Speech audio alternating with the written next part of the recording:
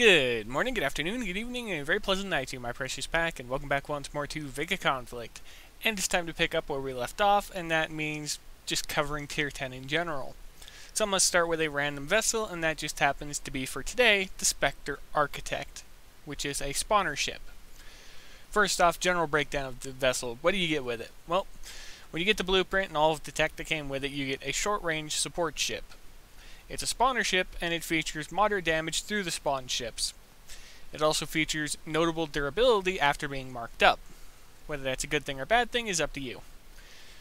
As for notes I have of it so far, it has an 8-second cooldown on the Prime Shift active ability, so I recommend equipping a Pike level 1 or 2 to a spawner slot to be able to trigger this ability often, because they're Pikes at tier 10, they're going to be destroyed left and right, so you'll be able to use their 5-second respawn to be able to activate that roughly every 10 seconds, unless you get timed up and they're just being blown up often enough that it just triggers it every single time.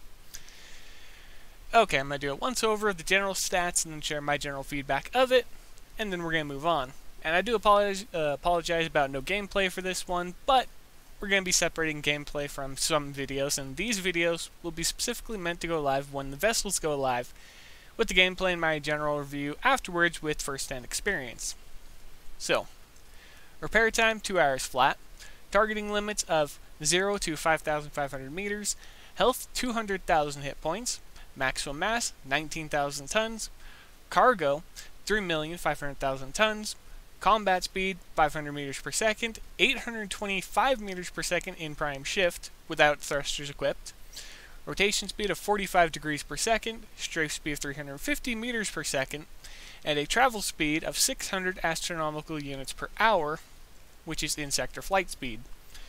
As for prime shift statistics, it has a trigger threshold of 60%, an attack charge rate of 3% per second, and that's it for that.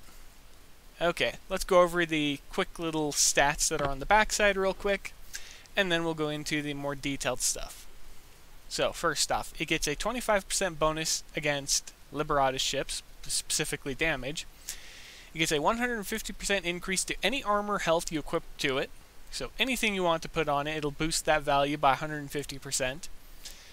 It reduces the mass of spawners by 30%. It has a resurgence value at Mark 1 of 20%.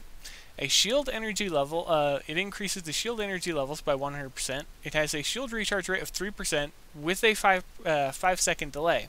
So as long as you haven't taken damage in the last 5 seconds, it'll charge up.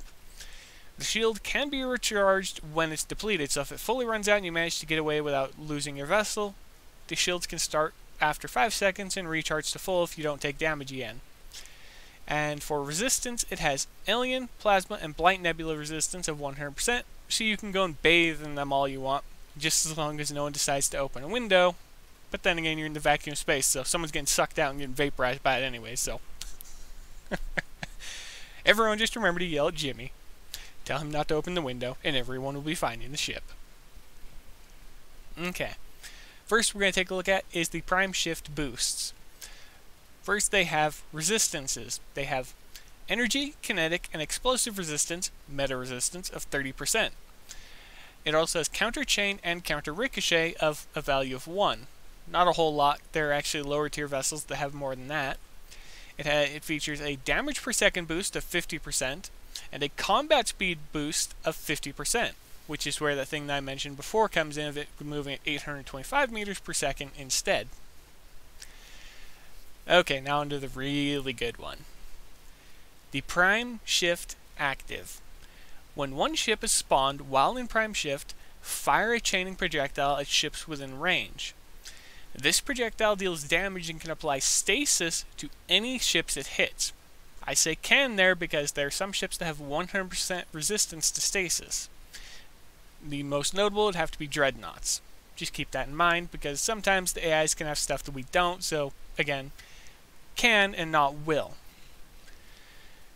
This has an 8-second delay between shots, which is where what I mentioned earlier with the pikes comes in. Be able to spam it as I'm going to. As for the projectile stats, it has 40,000 energy damage. It has a range of up to 6,000 meters from absolute no minimum range.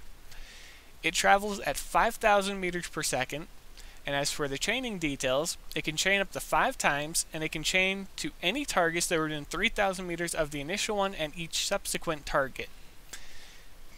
As for the stasis it can apply, it applies a 30% stasis for 1 second and has a cooldown of 5 seconds. I don't know why it has a cooldown there, because if it's only being applied for 1 second and it's not going to be able to chain back to the same target more than once, at least I don't think they do. I never saw it in any testing or even when I was watching them attack the AIs. I never saw that.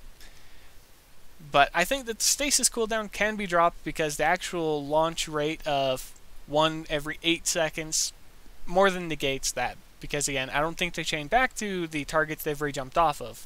But then again, I could easily test that just to find out by getting an alliance member to help me out. But with all of that out of the way, what do I think of them so far? I'm building an auto fleet of them because they're not good, but they're also not bad. They're just right in between somewhere. At least in my opinion. But would I recommend picking them up? Naturally, because anything that has spawn ships has one advantage that no other ship has. The fact that it can mitigate or completely avoid all damage just because the little one will go out and soak up the damage for you. And as for the spawns of tier 10, well, they're pretty durable and they hit pretty hard, so I can give them that. But that's going to be it. Like I said, pretty short video, but we're getting back into the swing of things around here. So, be safe out there, happy hunting, and as always, I'll see you next time.